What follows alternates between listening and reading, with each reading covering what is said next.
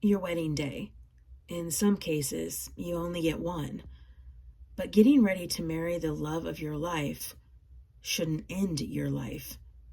Hello, my miracles, and welcome to another episode of Coffee and Crime. So grab your coffee and let's talk some crime.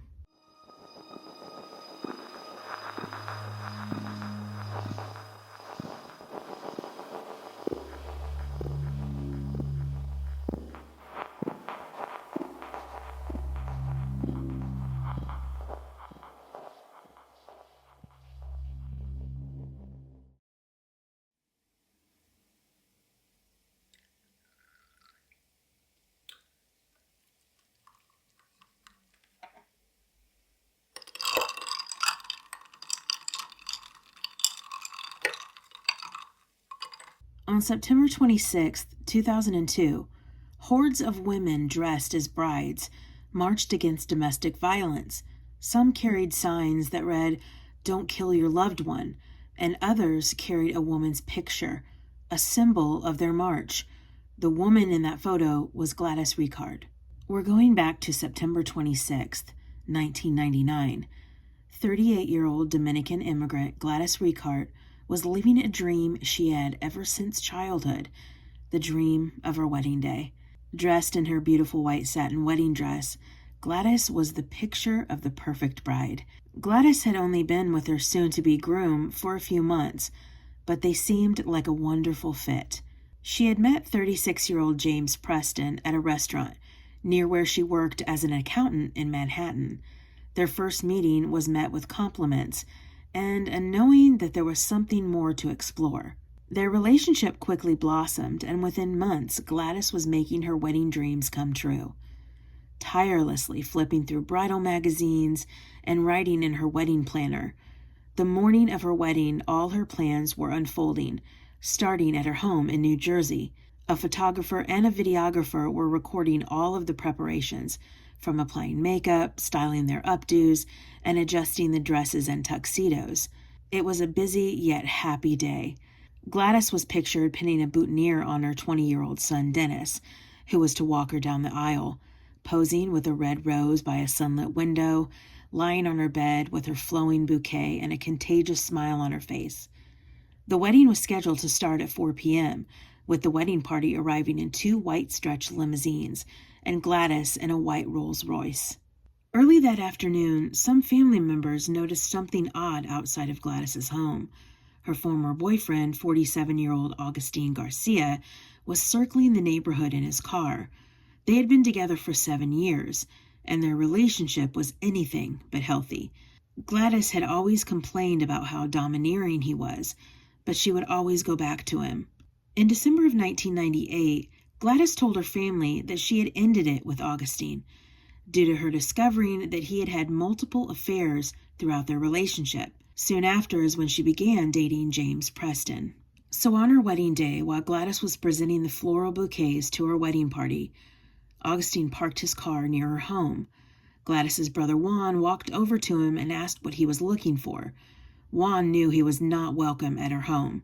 Augustine stated he was invited to the wedding, and he walked calmly to Gladys's home, greeting a friend as he passed. Unaware that her ex-boyfriend was even there, Gladys continued to pose for the camera. Augustine entered her home. The videographer continued to film Gladys's happy day. Then gunshots rang out into the room. Horrified faces and screams rang out, and Gladys looked terrified. Then she would fall out of frame. Her brother watched his sister being shot at, and in that moment he lunged at Augustine, forcing him to the floor. But that didn't stop Augustine. He turned back towards Gladys and continued to shoot her. The wedding party fled the small room in panic and fear.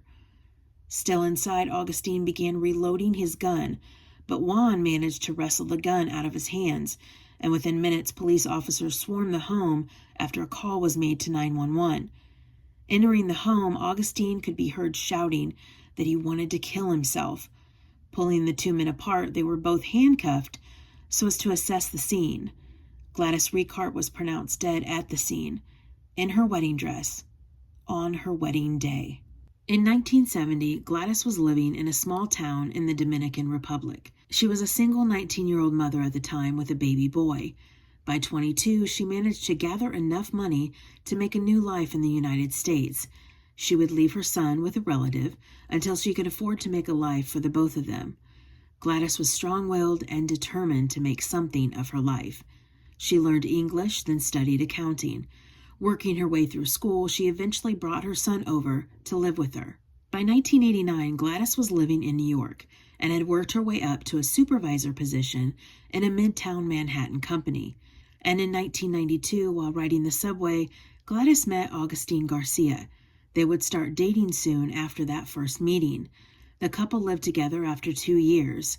However, tension grew between Gladys's son and Augustine's children. She would say that living in his home was terrible. He would treat her son differently than his own children. So in 1995, Gladys and her son would relocate to a home of their own in a nearby town of Ridgefield. Gladys and Augustine would continue to see each other, and by all accounts, their relationship seemed to be working. But tension would begin again, as it was said that Augustine did not want to get married and that he would often be unfaithful. Gladys was beginning to pull away. She knew she couldn't live like that, with his obsessive behavior, his affairs, and his threats of shooting her if she ever left him.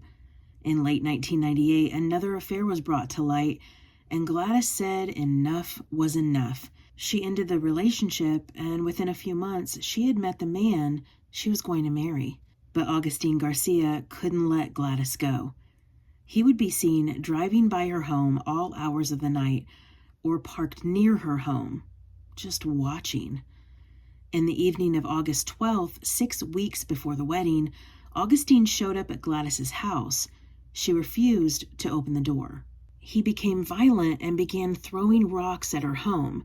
She called 911, stating she was finished with him and that he was breaking her windows because she didn't want to open the door. Officers showed up and calmed him down. Unfortunately, Gladys didn't want to press charges. What would have happened if she did press charges? Augustine Garcia's trial began on October 2nd, 2001, with his defense claiming the murder of Gladys was a passion provocation, basically a crime of passion.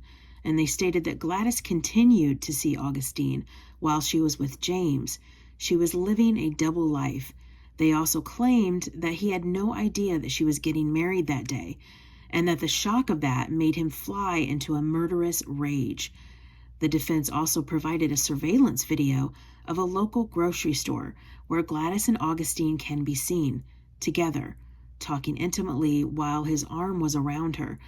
This was the night before her wedding to another man. With so much press on the case, the judge ordered a gag order, but the damage to Gladys's reputation from the surveillance video was already done. The prosecution would have to work harder to make their case.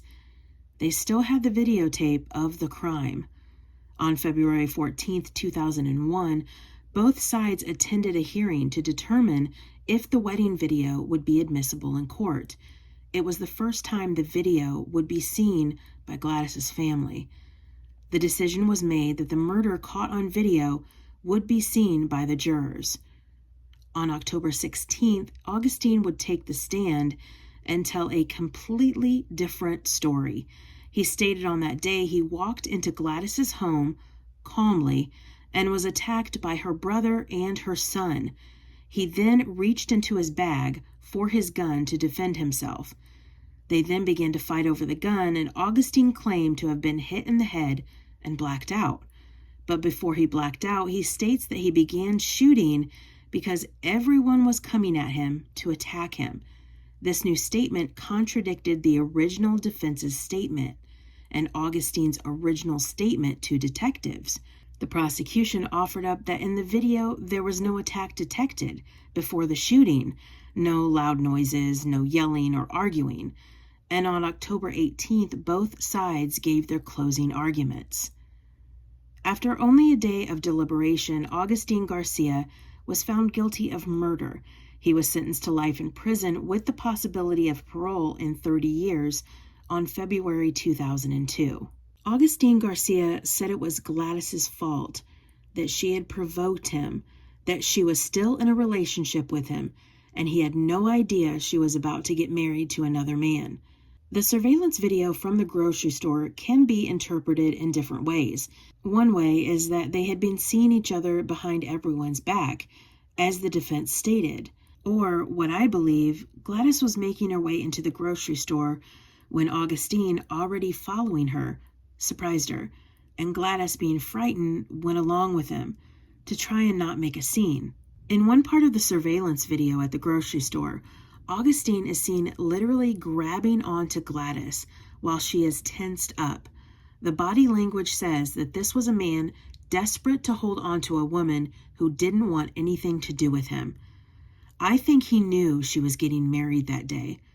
Somehow he found out, and he was going to stop the wedding by killing the woman he couldn't let go of. Thank you for watching Coffee and Crime. Join me every Tuesday as I delve into the darker part of our society with another episode of Coffee and Crime. I'll see you next time.